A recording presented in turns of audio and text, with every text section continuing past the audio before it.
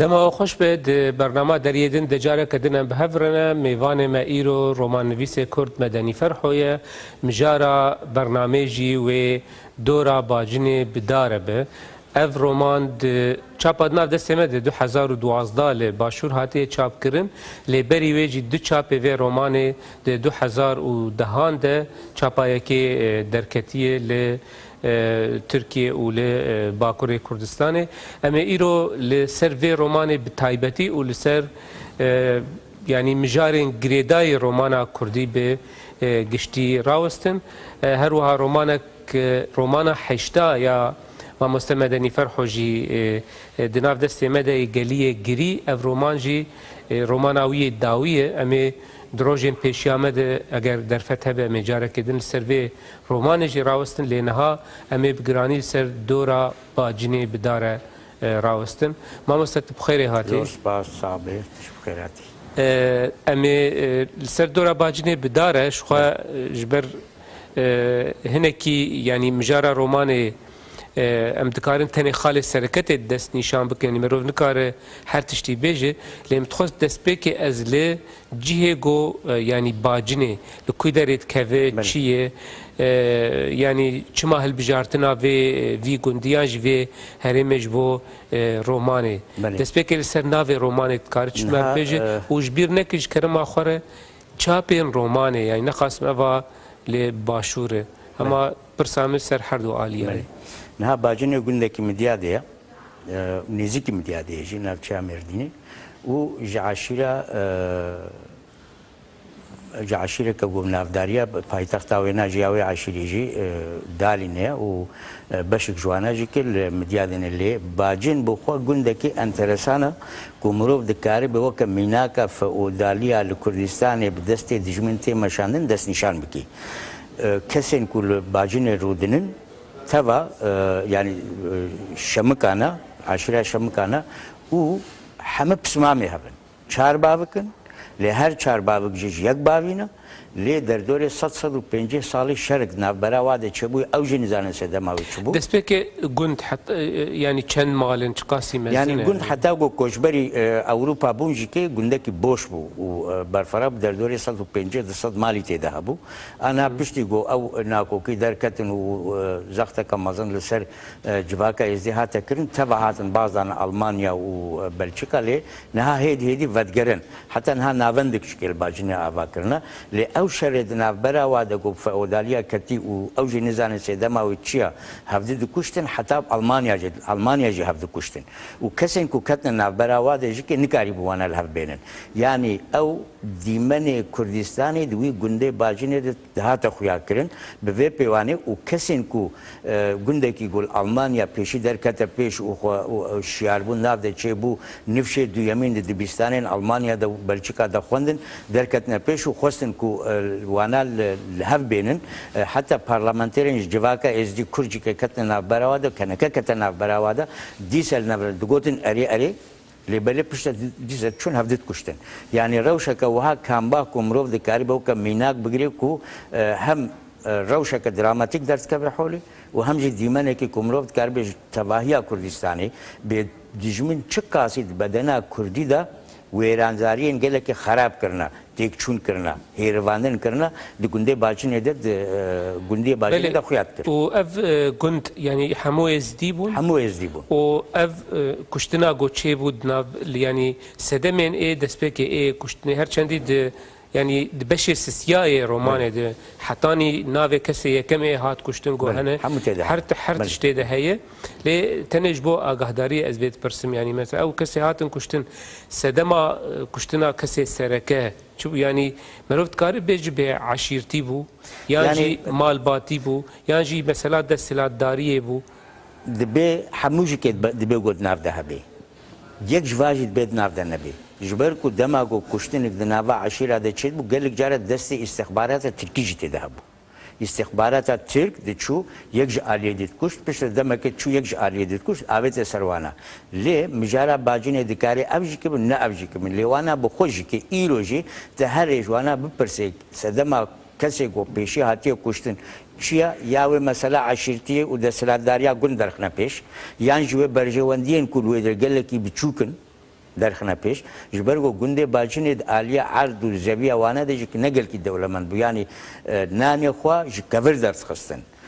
هناك قاچاقچی تیاگو چونه بن خط و بملات انی جت کن هناك جی که پالتی لمدیاد و دلیل کارت کن هناك جی جوتکاری و هناك جی که در دور مسئله یکی گندی لوی هرمه هبو و گارانک دواری وینا هبو بسوال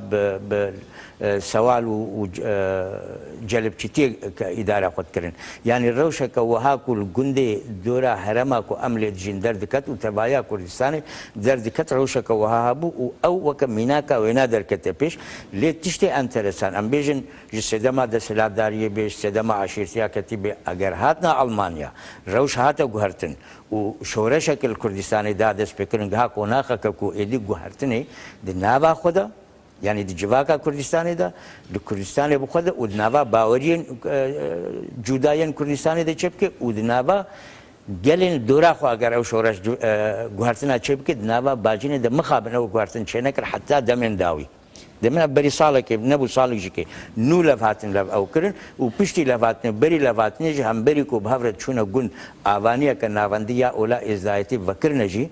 دیسا او ناکوکیا نابراوانا بردام کر حتی وی داوی گولا وات هینا هنجوانات حبسه دنا دیگرتیگه دنا لالمانیا و پانی مینا که گله که انترسانه و دور دا سدمه کشتنا وانا جی او وانا جی برا کوشبر بونا بار کرنا و چونا واتنا دیسا جنابا خورانه کن لی تشتی کدن پر انترسان او جی به فلسفه ایدئولوژی فرمی دولت وگریده یعنی او فئودالیا کتی گودناوا کرده ده چیت کرن کسین آلمانیا گو زانینگه خلاص کرن نکاریبون بیدلیا کسین مالبات یختیاری کو قطنه چوبنا مکتبه بکن امام استاد هنا کی حتی چه درجه جدی یولو هر تشتی خان باوجن سر ایدئولوژیا دولتی و دولتی ما يعني داوي وقت سر انجام قشتيج روشا كولونياليزم روج بندستيه رمروفد كاره تشتكي وهاب كليت نابينه هنك سدمين هندرين جيتيد هنكو يعني دولة داوي نائب دستي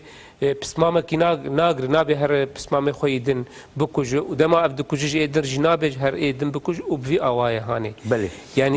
يعني آویتنا هر گونه جواک دناب جواک آمد بسر ایدئولوژیا دولته هنگی نه یعنی وقت به راستی روا بله یعنی یعنی به راستیه نه راستی یعنی وقتی گم دینه خود دینه کولونیا کردستان نمینا کولونیالیسم کلاسیک دولتین تواهی جهانیه کولونیالیستین جهان دما گودیچن ولاته کی داگرت کن عسکری وطنیت چی و کجلیه که لور آباد کن لینا زمانی واتی قدخ کرن کلتور واتی قدخ کرن دبستانی واناتی نگرتن تنی چافکانی وای انرژی دبل لی کردستانی نتنی کولونیالیست زمکا کو تنی چون لور رونشنا جغرافی هاتی داگر کرن جغرافی هاتی پارچه کرن او پیمانی دنابرا و هزین داگر کرده هاتینا آوا کرن و دوی داگر کریا کو کردستان هاتیه پارچه کرن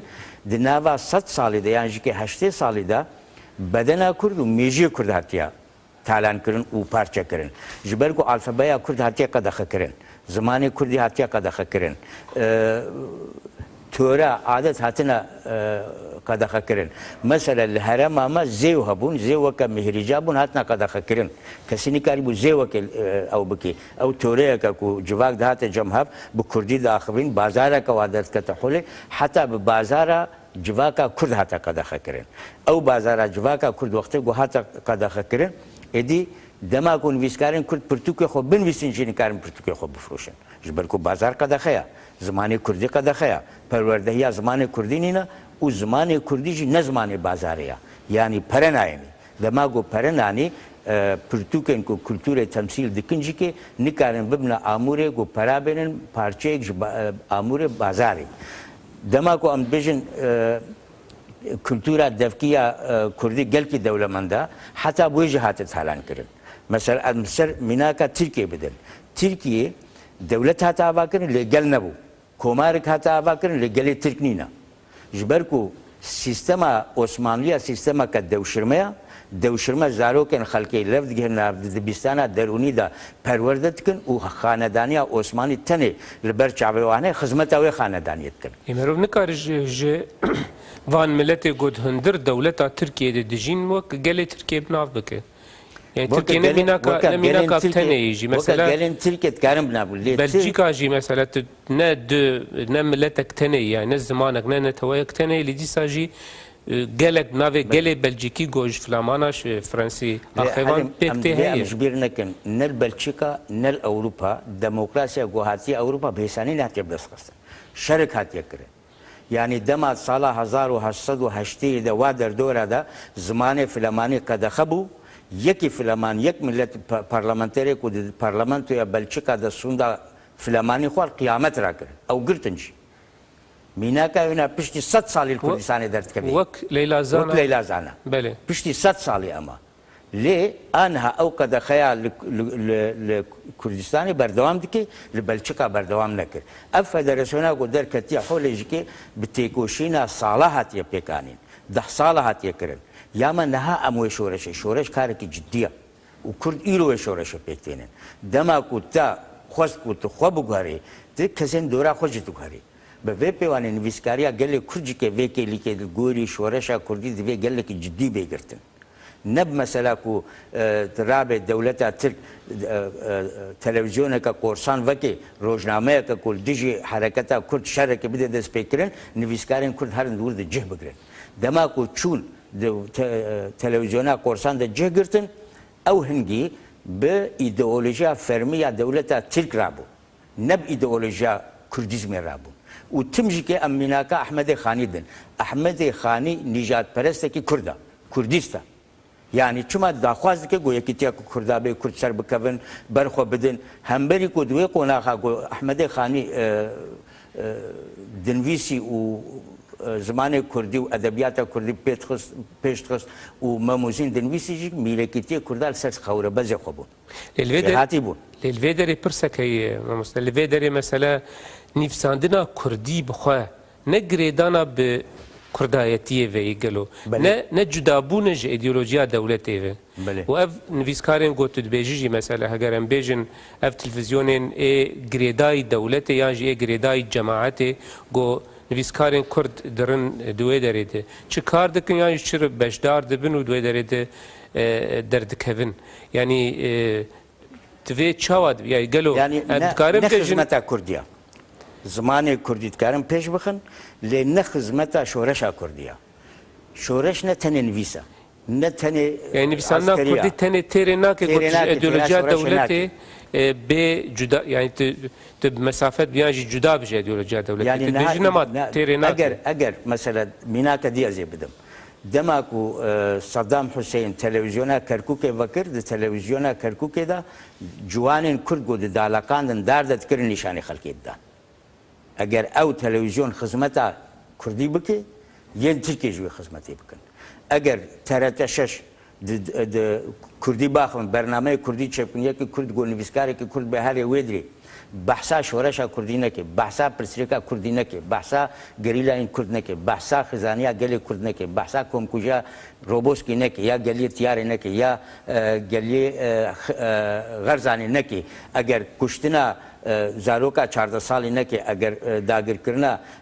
كشتنا 8 سالي گندكي ويراني وشوطانا گندكي نكي وچوا خدمتا شورشا كرد بياجي چوا خدمتا زماني كردي بكي زماني كردي خدمتا شورش دباش د خدمتا گلي خود باشا اگر دستان كردي ين بري 10,000 سال هاتبنا گونتن راستا مزال به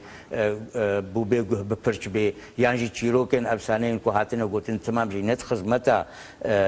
گل كردا و نجات پرستيا كردا و نتو پاريزيا كردا و هست نتوي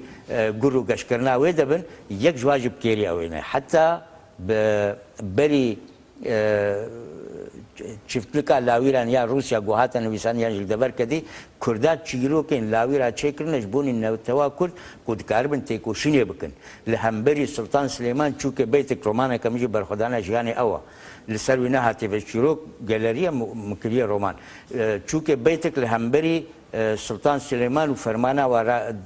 رادبه تیکوشینت که تباهی چوک الف گه ریخستنیت که بونی کو پرتکه وانا نين برتكاندن و ديلي رشاء وطاريه نين نقرتن اجار اگر تني تهري مثلا نویسکارێک هەرێ ناوا ترکادا بە کوردی تەنێ بنویسێ ئەو نویسکارên ku کوردی دەنویسن پشتی دەمەکە دەست ترکی دکن میناکا وێنە ئەسکارم ناواژی کێ بدمش بەرکو پشتی چوونە جەموانە پشتی بۆ چوونە جەموانە دەست ترکی کردن بێ بازارە کوردی نینە ئەگەر بازارە کوردی نەبێ بەشک سوژداریە مەیە یا مە کوردایە یا نویسکاری کوردایە یا وەشانگیری کوردە یا ڕەوشەنبیری کوردە یا سیاسەتمەداری کوردایە ئەگەر ئەو تەوە دەرنەخنە حۆلێ و دۆزەکە گشتی دەرنەخنە حۆلەوەی کار بن پرسێکا کورد و نویسکاریە کورد و قالەمشۆریە کورد بکن دێ تارەتە شەش و دنیا تەلەڤیزیۆندا شاباشخانیە ئیدەئۆلۆژیا فەرمیە دەولەتە ترک دکن نە شاباشخانیە تێکۆشینە گەلێ کورد دکن ji ber ku dûr de ti kes nikarî kesê gulûr devê xwe vekiriye berdana wana ji wir avêtina heta nejwêna jî ke kesê got dixwazin ku wana bixesênin bibin wana bê ew bikin تمام كن بخارات بن بيشتي قدامك ايش كنت بردنا وانا وهنجي مش قال لك ممكن ديتنا فيرن كهي يعني بيجي بس برهمه نيفسان دي برتوكي كردي در خستنا تشتكي و در كتناوات شناوان جم دولتي يانجي تشتكي دني يعني دكارم بيجن حردو تشتي جدان الجمتا حتى شي درجه يعني الجم تكسي نويسكاري كرد نكاري خوج شورشا روجافا دور بقري بيجي والله اس كان ثاني دنفيسم او شرقليا يابجي واصايشين او يجبنين تشيناب عرفت تشيناب يعني هنا كانت ديجيتيه دكن وقت يقول ديجيتيه بكن باشا وقت يقول ديجيتيه وينا بكن مروفت كاري بجي والله ابي هنا كردكي ولا باريزا وكاربي او بك يعني استند برسم يعني وقت ممكن بيجي ديتنا سياسي تشتكي اف ديتنا سياسي ومثلا برهمداري ونفسنا بكردي وهبونا برهما وادبيات وتشتكي دنا يعني حلي مستوى عقل تجبيد تشتهد بري ادبيات بي سياسه دبي سياسه بي ادبيات دبي من نويسك نويسي مثلا جي نقاش يعني جي نقاش هناك بيجم ادبيات اكاديميا تربيه كرنا سياستها سياسه بي ادبيات نابي وادبيات جي بي سياسه نابي دي تشتين بهذا قريداينا يعني نازم حكمت حتى داوي وكا سوسياليست يذكر لديش دولة لانها هالبسوانه كي تركي هري نافدار مزنا رومان غري يعني نویسکارێکی گۆ تێکۆشینا مەزن نویسیە و تحەبسێدە نویسیە ملیتانێک بوو لێ نویسکارێکی گەلکی مەزنی باڵکانایە یان ژی تۆلستۆی سوبای بوو شەر بە قەزاکەرە کرد لێ پشترە حەجی مورەت نویسی لێ پشتی گۆنێت یان ژی شۆلۆڤ ژی سوبای بوو یعنی بئیزما دەولەتە خۆڤەنەتەوە خۆڤەگرێدایە لێ ڕۆمانێکی ژینویسێ ئیرۆژیکێ شۆلۆ وەکە نویسکارێکی ناودارتێن یا ژی ماکسیم گۆرکی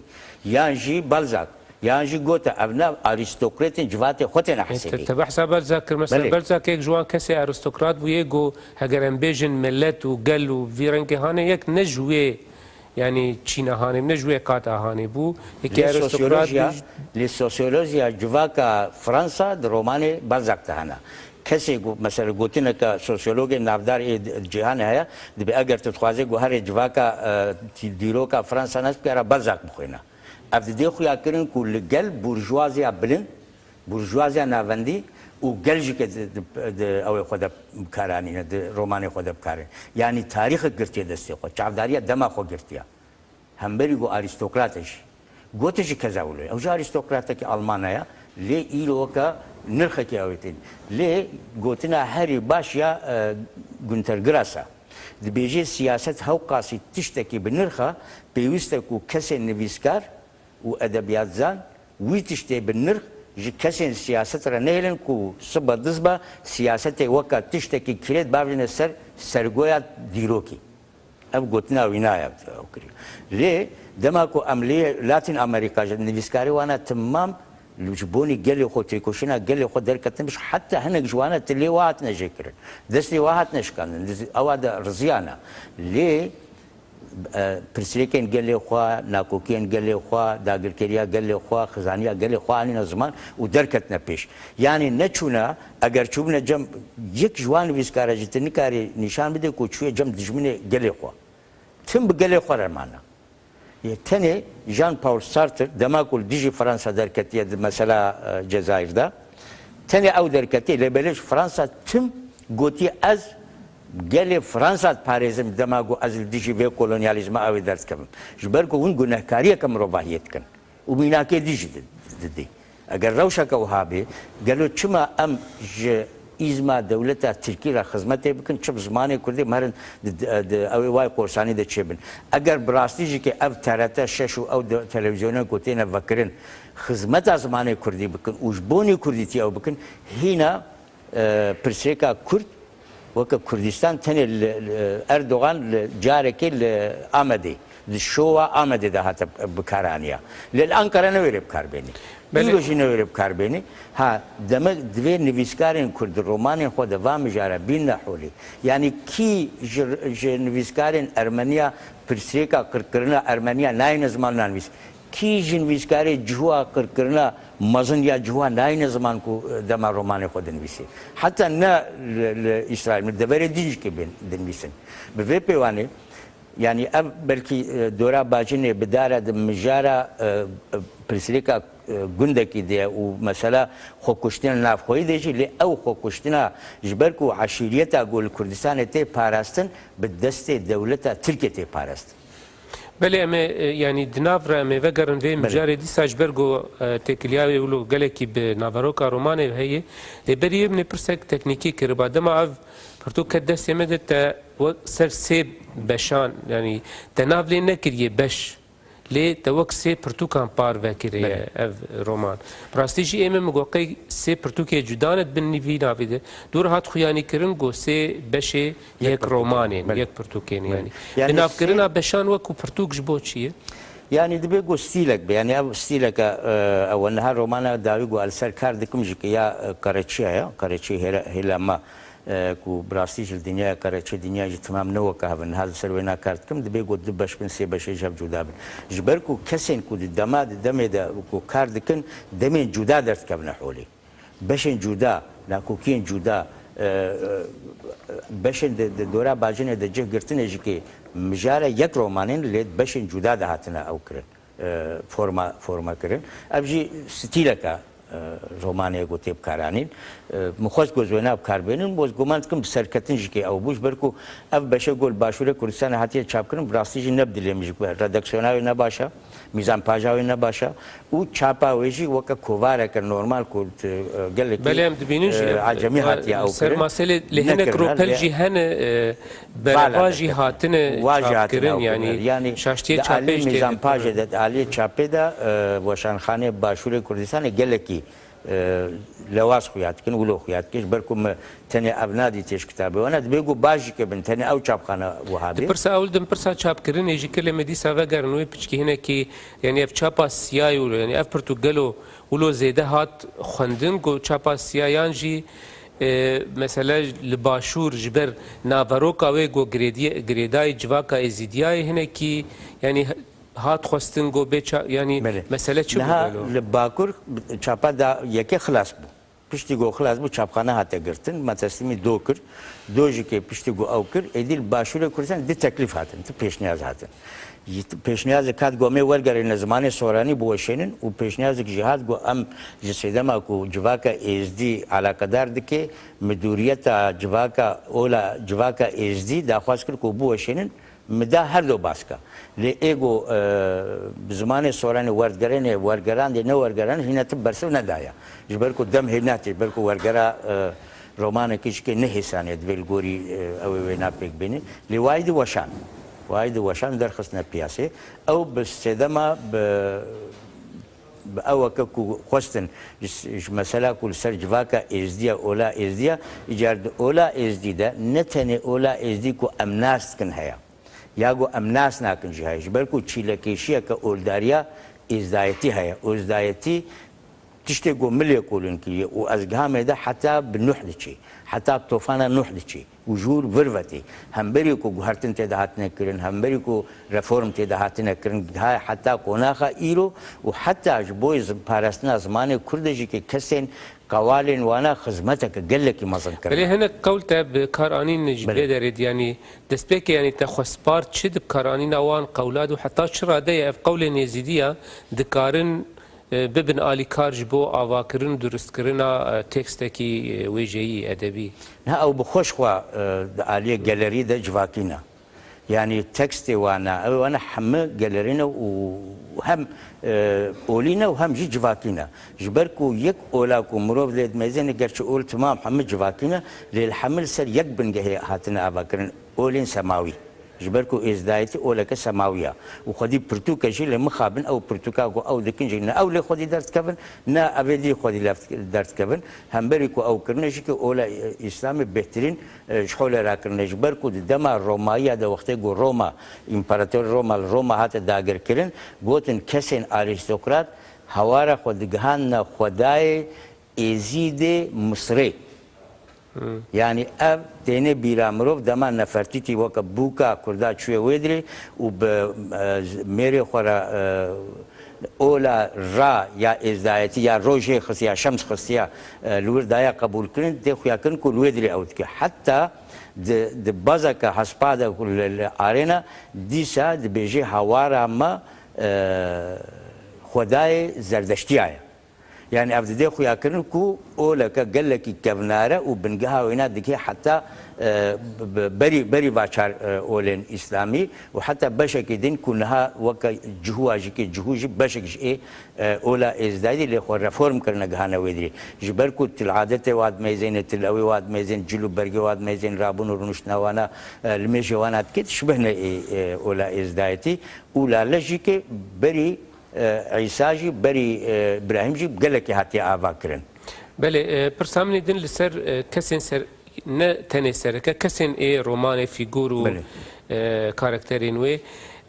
مروف يعني جارنا لبيرجي ناوي هناك سياسة مدارين كرد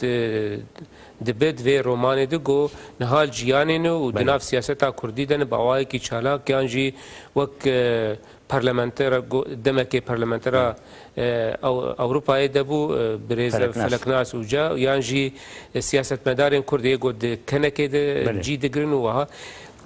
يعني دما قوم اسبيرجي فان نافاهات هناك قمال جمع شيبو قو نافي كسين دنجي ايقود روماني دو كسي سركه جي دقرن نافن راست بن يعني مثلا عيسى جي راسته جميل جي راسته و كوچك ابراهيم راسته ابناء حم راسته حمجي كي بفي مجاري رابون حموكا حتى شرا دي اف تفي مسالي ولو راس دبيني قو اف نافي قو دجياني دهن وكو دجياني دهن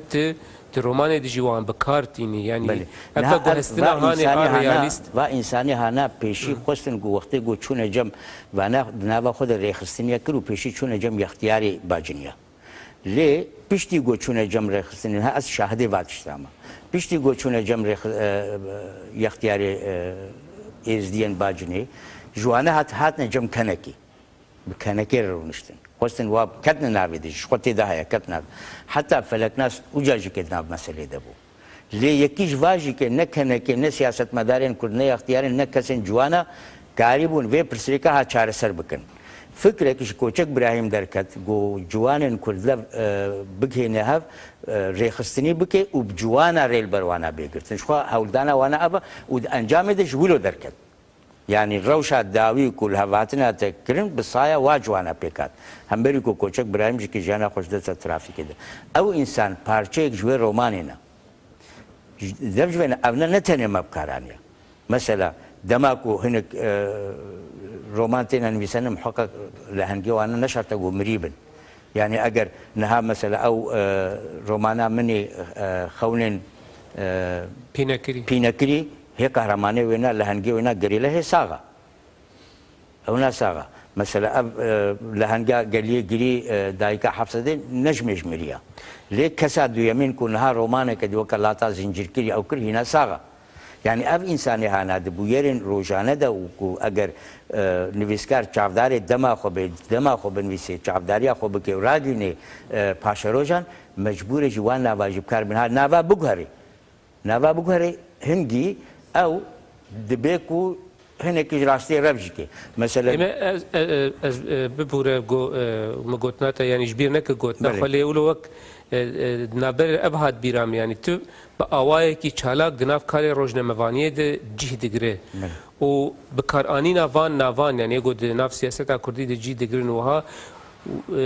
کاری روزنامه‌وانی آنی بیرامه گو دماغو درن بویره کی مثلا بحثا بویره کی دکن تخوازن راگهین نوی بویری گو چی دبه وک رومان نویس او انسیاتیف دسته تدهی گوت بحثا وانا و حموان نکب عوای کی دن و بویری راگهین و ببیجه لما جویجه آلیه روزنامه‌وانی ترجیح کر یعنی ولو کد بالا مده بهتر آلیه روزنامه‌وانی بهتر دماغو تولستوی حجمورت نویس حجمورت صعب يعني دماغو هات خو تسليمي چار هات خو بچار رجي که هفديتي نبكه حجمورت لورا لي نويسي پشتی گو نویسی نبراوی مالباتای خرابو تولستوی چو 4 ساله وگری جنو رومان خو خلاص کر يعني نتنم او ربازها نبکارانیا لی خوزی مکاری بانا پیشه خوی روزنامه وانتی رومان نویسا خود بکار بینم جبرکو بنگه روزنامه‌وانی و ادبیات روزانه و راگهاندن روزانه و زمان روزانه تکرین بستسلر در کتی حولی. لی از نکارم مثلا بستسلر پیک بینم. یعنی جمنای کاری که گلی که حساب خیات کی لی گلی که تکنیکیه جیکی. لی او خود از هیویت کم گو مکاری بتشتغل اگر تشتغل هات به بیراته باشه سرکتی بوما لی نه او تشناتی بیرا مش مناتی از بکم جیکی یعنی او کاری روزنامه وانتی او ده جارنا ده نوچه مدهجی که مجاری او درد کن مثلا گلی جاره ازو حواله گو بهبره کارت کن گو او جیکی نویس کارن اد بیجم خوش چیروک نویس خوش رومان نویس جویس استیلا رومان خلاص بکن جبونی گو تکاری به هوا کن حساتر بدجبر کو دما رادیو دی اج تلویزیون دی ته هاو کو گوتنو گوت دی دیرک هرمیجی کسی گوداریتا اگر دیرک نچومدن لیوگر نینا او بلگه تیود چی نکاری به بلگه لی آلیه دنجی رومان هن یعنی وکوی دیالوگا چرخا فلکی به ابراهیم ای زاروک بله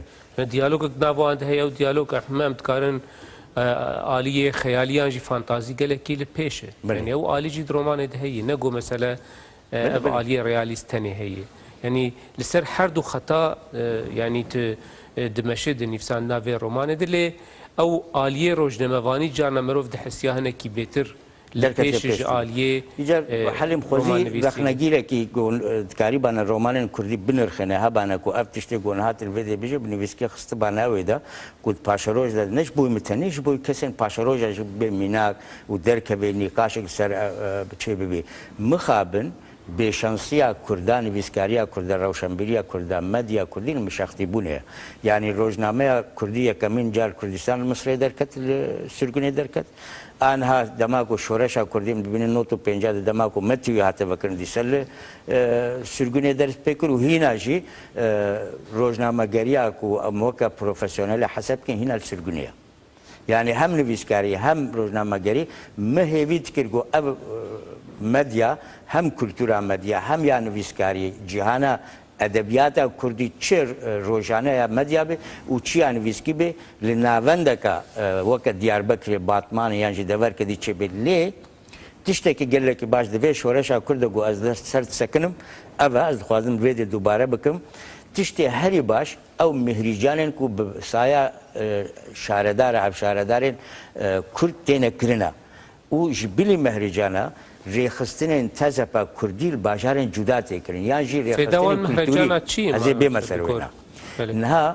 دولت ترکیه دماغ و کماره ترکیه هات دامازراندن استانبول وکا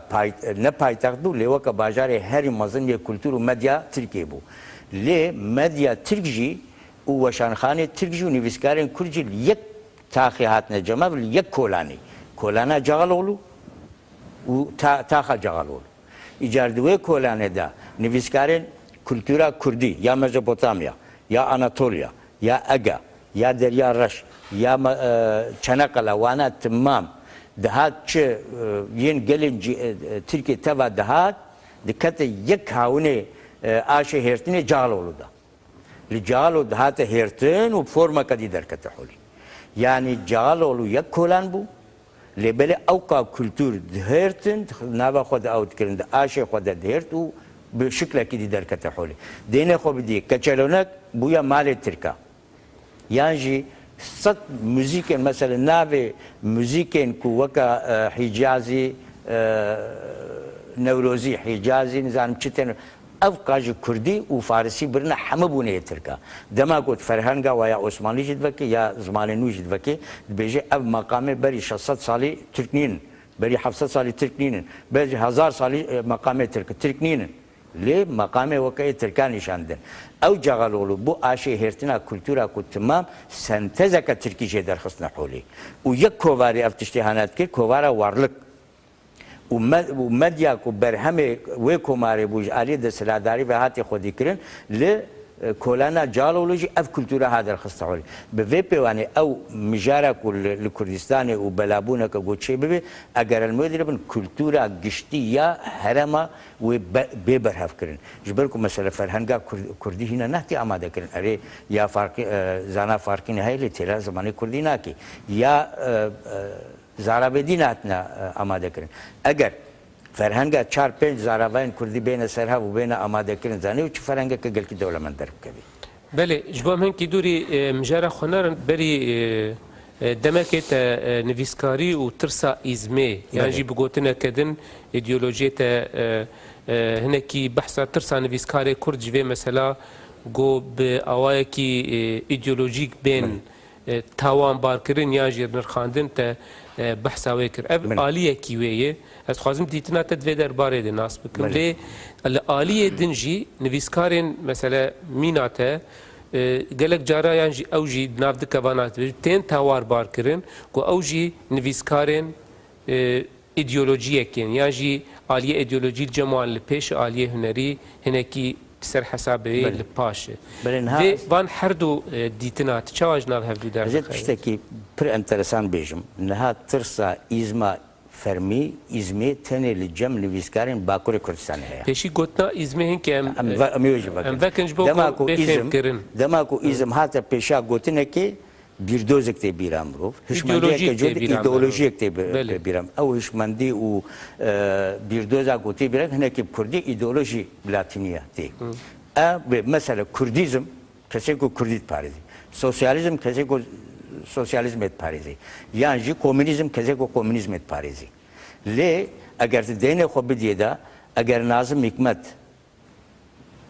سوسیالیست به و کمونیست به لی ترکیتیک جی که پارستیه نتوا کردیتی پارستیه لنین اویندار نتوا سوویتیا یا روسیه و ام بین سر کسکی دنجی که یعنی کی دکاره رومان گاری ایدئولیزما مجار خلاص کی کیت کاره احمد خانی جی ایزما کردیتی خلاص کی رزگار کی کیت کاره ملای جزیری فقه طیرا جی خلاص کی مثلا ملای جزیری نت ملای جزیری زلامه که اویندارک اگر ایرو او واحد بسابن ویسه بلکی وکا پارزوان جنان وکا مرو وکی کو اوید پارزه نبی چیا فمینیزمت پاریزی به پاراستن به او کرن اگر ایرو محمود بازیزی ساغبانا هم دیپلمات نابرا میرکیتیا و عثمانلیا دت چوته دیپلماسیت که هم جد نابرا میرکیتی کردا و روسیا دت چوته لی کردیتیک مشاندیا او ازما کردیتیا او کسین کل باکور کردستان مدنی فرحو ازما کردیتی توانبار بکن او انجا د چرچویا فلسفه ایدئولوژیا فرمیا دولت ترکیه تن توان باکن او ناوله ناکن ازما کردیتی ناوله دکن ازما پککی یعنی ایدئولوژی سیاسی پککی بیانج پارتی بله یعنی پارتی نه او که بخون نه ایرو حالی مثل روجاوات شورش روجاوات بنویسی او بکی از چوا کاربم تا به عالی پیاده ده عالی پارتی که دیده گناهکار بک متبشین ورده گونه ت شاشتیه که بکی شاشتیه که گونه لدری کردیتیا گلویدی تکرن دری شورش بکرن لی ایرو لباکور کردستان کسین کل گل دولت کار بکن دجمناتی آزادیا کرد کن جبرکو کردیتی سال 1984 و بری پاش ده محمد زاروکی وی دمینا یعنی ما دماغو مدگو کردستان سه مترا خود هلدانا بانی وجنکن و سر کردیتی جی که کسی گوتنا کرد کارانی بانه داته گرتن کسی گوت بانه زمان کردی هایت هات نگرتن یعنی بلاش رحمتی گربشتی فقیه فقط حسین ندگوت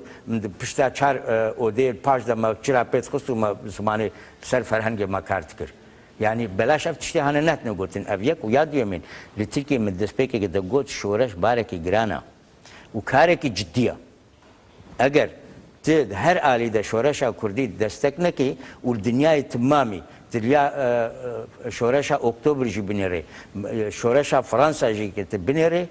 حتی قد پرتوکا ده جه نگرتن نبونا مالی گلجی که او شورش فرانسا جی که سیدما کو تکنولوژی ماکینه شورش ماکینه پیکات و برجوازی سرکت سیدما کو گل نهتا پارسن جی خستنیک نبو 4-5 لهنگین شورش فرانسا برگیوتین چون تشتکی دید بیشم دی شورش ایرو یا آزادی کرد دینه خودی د دولت ترک تم ایلیش سروک حرکت کرد کی پیشی سروک تک به شیخ سعید پیشی تک بر سید رضا تک بر احسان نوری پاشا تک بر پیشی ایلیش سروک کیشا حرکت کرد کریا د پرتوکا که هفدیتین جنرال انگلیزی د شر هندرون یه امریکا و انگلیزا دل امریکا با آلبایی که تمثیلیه هیزن امریکا را درونی د به انسان و پیشی صوبای ما هدف دگیرن اگر اون صوبای ما بکشن صبح او هزال پیواف صوبای و وقت لحیه که در که تالانه بکی و ویرانی بکی و تشتی نمای بکی پیوسته اون صوبای ما نکشه لی دولتا ترکشت که پیش ایریش سروک حرکتا کرد که کسی که ایرو سروک حرکتا کرد هم بری که برز اوجلان دی امرالی ده دی تجریت ده 15 ساله اگر یکی بیجه گو از 4 ساله مکتوبه جره بنویسم و بکم کتاب در بخم که اوجی بک برهمه که دولمند یا ماگازینا کلتورا کردی و ادبیاتا کردیا که بیجه به والله مدنی فرح و مزدانا نزانم چند که او به اخلاقی اوی کسی که از نه نخواست ناوی بیجم لی وی کسی برین هاد گو بدنامه جسادی نوت و 4 هستوی مشکیسی خودنه لی گوشتی مشکیسی پککینه و گریلا تیجی کری لی پشتی گودر کت ایدیل دیجه در او کسین که چنه سر آلفه دیجمن و چنه سر دلاوه دیجمن و پاری خوزیده دکن نکارن شورشا کردی نکارن نویسکارن که شورشا کردی یانجیل سر گریلا این کرد یعنی چیش جانی مرو شیرین تر هیا او کس جانی خود دن وقتی گفت رومانه کل سروا بنویسی هلبسته کل سروا انا بنویسی ابنا شانازیه و بختواریه و تاجیدار کردن ویسکاره جی لی اگر دیجوینا در کبن افتی واقعه کو اونا ازما فرزکه فرمیه دولتا ترکیه دجمیره مثلا افتشتی انا پیشید دست پیک در الباشور همبری کو جحش هبون الباشور نبو همبری کسی گل لجم رژیم اسد هبون نبون الرجال الورجی که اما کسی که بیرنگی در نکتیا تنل باكور دارت كمان جبركو السيستم بقول لك مينا كان فيرنجيل روج افاجي هنا يعني يعني نبقى نديتنا حتى انا اقر بين من سرواج كيف برانيا وان دبر زمان بعربي نيفيسي نجلوما تا نادي تبن يعني ليه هنا كي جبر ما بر بداويه درم جارا ماجي برسي دوي دربارت قال لك برن لي متخص برسي كلو بالا عمدا وسر دورا باجني بدار سر مساله زمان درومانتي بري دولو قال لك گریدای او زمان ام جرد بیجن هرمی بلکی پیو نب گردلی تبه لی دورا باجنه بداره ده هنکی ولو مروف ده حسبه گوته بیتر ری دایی وی زمان گو کرد لحر داره پید نیویسین بیتر جوی زمان هرمی اف هلوستک بویانش خبر اف يعني مثلا پیک هاتی دوی رومانه ده شورش گوهرتنا جواک گوهرتنا هر کا دیرو که چمه دیرو که مشهد چی آب جار که دی برا پاش نباگر یعنی بگومان فرهنگ منی گوتنا جی که دولمند بویا گوتنا هرمی دیکت نوا فرهنگ مو ایرو جی وقتی گو از گوتنا که دی بیسم از دفتر خوشی که قید کم یعنی هر چه قاسی نخوشی اب نخوشی کسین کو فرهنگ چیت کنجی که لینا جبر کو ام بزمانی هن گلک تشتیدی کو هرم آمدن بیشن گوتنک نبی جبدلا کو تزمانه که دیوار گرین ناول الهرم که دی زارابا که دی دابت راج و انافکار بینی او باشتره لی هبوکسازی هاتیه گوهرتن از کومانتکم او هبوکسازی هاتیه گوهرتن لی او تشتی گوتید به والله هاتیه گوهرتن عالی فرهنگ ده دولمنتر جبویا لی هبوکسازی جی که هاتیه گوهرتن از وینا بیش بله من چهار الراوستن قالك سپاس ما مستعد مدني فرحوش خو ديسا جيم رومانا تينو قاليه قري بيروز دكن هيفي دكن قو ام جارك دن كاربن يعني دما بيشيا مدام كاربن سر راوستن قالك سباش بو هاتنا يا برنامج قالك كيف خوش بون وسباش بو تما شفان هجا حتى برنامج كدن هم من خير وخشيه ده بخاطري